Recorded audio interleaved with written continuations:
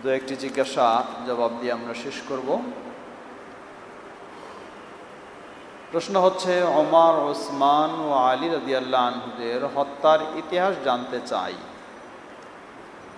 হত্যার ইতিহাস বিশাল। ওমর রাদিয়াল্লাহু আনহুকে হত্যা করে মুনাফিকদের চক্রান্তে এক অগ্নিপূজক কৃতদাস। মূলত সেই কৃতদাস ও মালিক, কৃতদাসের মালিক দুজনের মাঝে একটা দ্বন্দ্ব ছিল। মালিক কৃতদাসের কাছে দাবি করেছিল, তোমাকে দৈনিক এত পরিমাণ রোজগার করে দিতে হবে।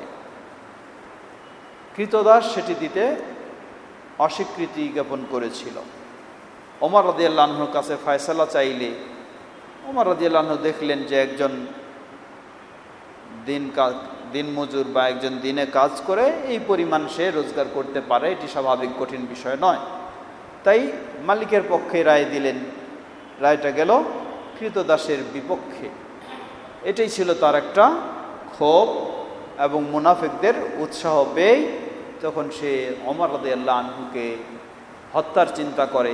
সেই হত্যার জন্য বেছে নেয় তার বর্ষা, ধারালো অস্ত্র প্রস্তুত করে ফজরের সময় যখন সালাত শুরু হবে তার আগেই সে আড়ালে লুকায় থাকে। সালাত শুরু করার পর যখন চলতে থাকে তখন সেই সালাতরত অবস্থায় সেই ধারালো অস্ত্র দিয়ে ওমর রাদিয়াল্লাহু আনহুর পেটে এবং অনেক জায়গায় শরীরে বড় বড় আঘাত হানে। সেই আঘাতেই ওমর রাদিয়াল্লাহু আনহু অত্যন্ত আহত হয়ে যান। আহত হয়ে ওই আঘাতেই আক্রান্ত হয়েই তিনি সেই আঘাতেই তিনি মৃত্যুবরণ করেন রাদিয়াল্লাহু তাআলা আনহু। ওসমান রাদিয়াল্লাহু আনহুকে হত্যা করে খারেজি, যারা চরমপন্থী কিছু যুবক, তাদের মনমতো না হওয়ার কারণে তারা ওসমান রাদিয়াল্লাহু আনহুকে নির্মমভাবে আবদ্ধ করে রেখে তারপর ভিতরে প্রবেশ করে ওসমান রাদিয়াল্লাহু আনহুকে তারা হত্যা করে। আলী রাদিয়াল্লাহু আনহুকেও যে হত্যা করে সেও হলো খারেজি, চরমপন্থী খারেজি গ্রুপের মধ্য থেকে, যাদেরকে আলী রাদিয়াল্লাহু আনহু তাদের বিরুদ্ধে প্রতিরোধের জন্য যুদ্ধ ঘোষণা করেছিলেন।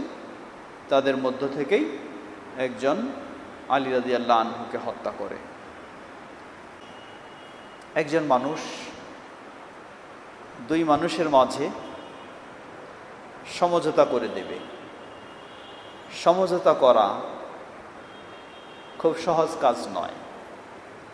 সমঝোতার জন্য কয়েকটি গুণের দরকার হয়। প্রথম গুণ হলো, যিনি সমঝোতা করবেন তাকে ধৈর্যশীল হতে হবে। তিনি যদি বেশি রেগে যান তাহলে তাদের সংঘাত কী হয়ে যাবে, আরও বেশি হয়ে যাবে।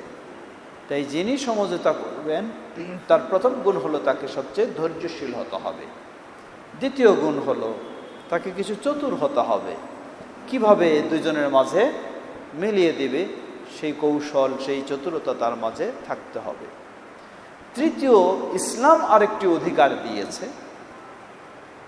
ইসলাম আরেকটি বিশেষ অধিকার দিয়েছে, সেটি হচ্ছে এই দুই গ্রুপের মাঝে সমঝোতা করার জন্য যদি কিছু অবাস্তব কথা বলতে হয় তাহলে সেটি মিথ্যা বলে গণ্য হবে না, সেটি বলার অনুমতি দেওয়া হয়েছে।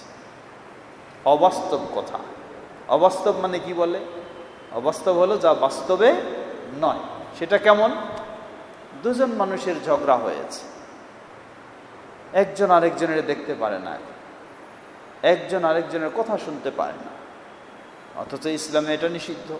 3 দিনের বেশি বর্জন করা, সম্পর্ক ছিন্ন করার সুযোগ নেই। এখন আপনি ভাবছেন তৃতীয় পক্ষ হিসাবে দুজনের মাঝে সমঝোতা করে দিবেন। আপনি যদি ওই ব্যক্তিকে বলেন যে অমুক তো আপনার কথাই শুনতে পারে না, তাহলে কি জীবনে সমঝোতা হবে? তা তো হবে না। যে কথাই শুনতে পারে না তার তো আমার দরকার নাই, বলে দিবে ডাইরেক্ট, তার কথা শুনবো কেন আমি?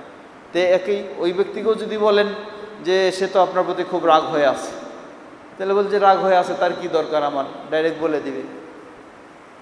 এই জন্য ইসলাম এখানে সুযোগ দিয়েছে কিছু অবাস্তব কথা বলতে, যেটা মিথ্যা, কিন্তু এরপরেও অনুমতি দিয়েছে। তা হলো এই লোক আসলে ওই লোকের বিষয়ে খুব একটা ভালো কথা বলছে না, কিন্তু তার কাছে আপনি যখন যাবেন বলবেন যে আসলেই আপনাদের দুজনের মাঝে অনেক দিন ধরে দ্বন্দ্ব চলতেছে, আমি যতটুকু মনে করি উনি তো আপনার ব্যাপারে খুব ভালো বলে, উনি তো আপনার ব্যাপারে খুব ভালো বলে। এটা আসলে সত্য নয়, কিন্তু আপনি বলছেন দুজনের মাঝে সমঝোতা করার জন্য। যখন আপনি এই লোকটাকে বলবেন যে উনি তো আপনার ব্যাপারে খুব ভালো ধারণা রাখে, আপনার ব্যাপারে সুন্দর কথা বলে, তখন এর মনটা কি হবে, একটু নরম হয়ে যাবে যে সে যদি আমার ব্যাপারে ভালো কথা বলে তাহলে তার প্রতি আমি রাগ করে থাকবো কেন। এই ধরনের কিছু কথা বলে উভয়ের মাঝে, তবে এমন কথা বলতে হবে যেটা আবার পরবর্তী তাদের মাঝে বেশি বিদ্বেষ আরও বৃদ্ধি না করে। এমন কোনো জটিল মিথ্যা কথা বলা যাবে না যেগুলি একেবারেই।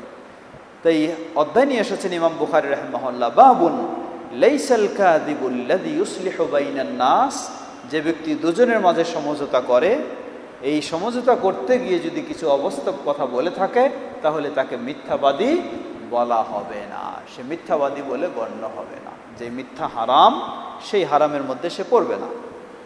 হাদিস নিয়ে এসেছেন ইমাম বুখারী রাহিমাহুল্লাহ এখানে, উম্মু কুলসুম বিনত উকবা আখবারাতহু আন্নাহা সামিআত রাসূলুল্লাহ সাল্লাল্লাহু আলাইহি ওয়াসাল্লাম। উম্মু কুলসুম বিনত উকবা তিনি রাসূল সাল্লাল্লাহু আলাইহি ওয়াসাল্লামের কাছে শুনেছেন রাসূল সাল্লাল্লাহু আলাইহি ওয়াসাল্লাম বলেছেন, লাইসাল কাযাবুল্লাযী ইউসলিহু বাইনান নাস ফায়ানমি খায়রা আও ইয়াকুলু খায়রা, যে ব্যক্তি দুই মানুষের মাঝে বা দুই দলের মাঝে সমঝোতা করে দেবে, এর কাছে যাবে কিছু ভালো কথা বলবে, ওর কাছে যাবে কিছু ভালো কথা বলবে, লাইসাল কাযাব, এই ব্যক্তি মিথ্যাবাদী নয়। এর কাছে গিয়ে কিছু ভালো কথা বলবে মানে ও বলে নাই এমন কিছু ভালো কথা তাকে শোনায়, আপনি তার মনটাকে নরম করবেন।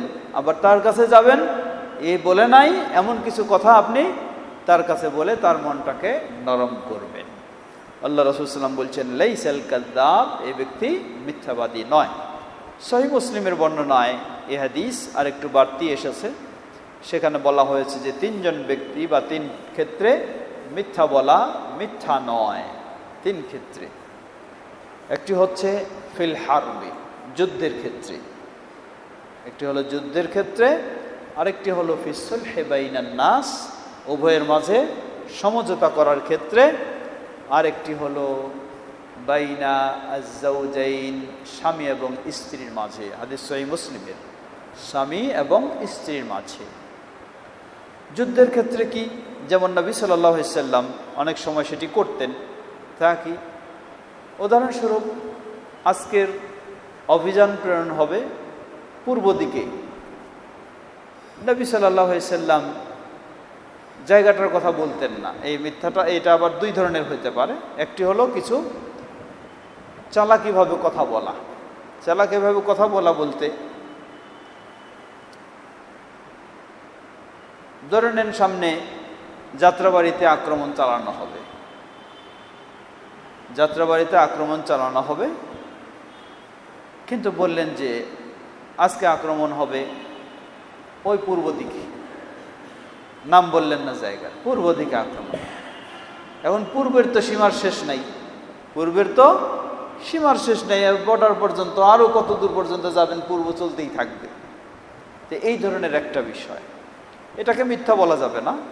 কিন্তু আরেকটা হতে এমনও হতো যে আজকে আক্রমণ হবে পশ্চিম দিকে, বলে ফেললেন যে আজকে আমাদের অভিযান যাবে পূর্ব দিকে, যাতে যেদিকে অভিযান হবে তারা আগেই সংবাদ পেয়ে যেন উল্টা আক্রমণের প্রস্তুতিটা নিতে না পারে। এই ধরনের যুদ্ধের সময় এই ধরনের কিছু চালাকি করে কথা বলা, যেটা হয়তো অবাস্তব, পরিবাস্তব নয়, সেটি অনুমতি রয়েছে সেই ক্ষেত্রে। দ্বিতীয় হলো উভয়ের মাঝে সমঝোতার ক্ষেত্রে, যা আমরা ব্যাখ্যা করেছি। তৃতীয় হলো স্বামী এবং স্ত্রীর মাঝে। স্বামী স্ত্রীর মাঝে কতগুলি বিষয় রয়েছে, স্বামী স্ত্রীর কাছে শুনলে খুশি হবে, আবার কতগুলি বিষয় রয়েছে স্ত্রী স্বামীর কাছে শুনলে খুশি হয়। কিন্তু যদিও সেগুলি হুবহু করতে না পারে। স্ত্রী স্বামীর কাছে কিছু দাবি করে থাকে, হ্যাঁ বলবে দিলাম, তোমার জন্য দিব, সব সব কিনে দেবো বা করে দিব, কিন্তু পরে হয়তো দিতে পারে নাই।